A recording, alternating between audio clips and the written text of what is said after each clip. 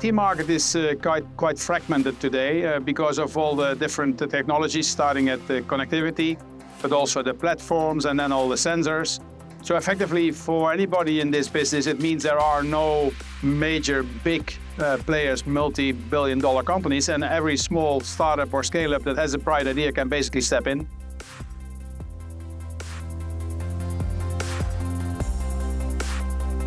It's quite clear that, in order to create a sustainable world, we need to focus, in my opinion, on 4 domains. The first domain is food and water.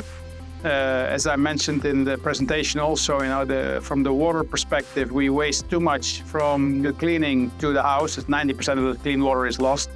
In food, we focus on the supply chain as well as on the production side to make it more efficient, but then still over 30% of the food goes to waste.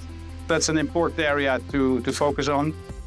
Next one is electricity. We will see a lot of impact on AI because it consumes electricity, but might also be part of the answer. And then as the third domain, I would say healthcare. We have to take care of people that always get older and want to stay healthy or want to stay at home. So those are 3 IoT solutions where I would put some focus on. And in order to make that happen, we will need to increase the security and the safety of our data to avoid privacy breaches.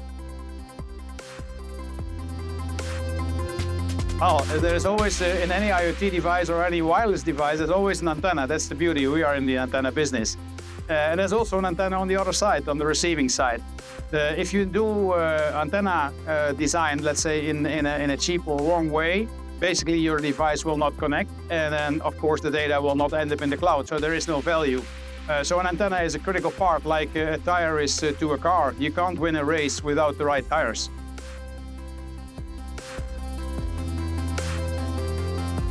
I believe that data is, and it's maybe a little bit repetitive because there was talks about big data earlier on, but data is the true goal. That's where the true value comes from. And all the technology that we need to bring the data to those places where it can be valued are here today.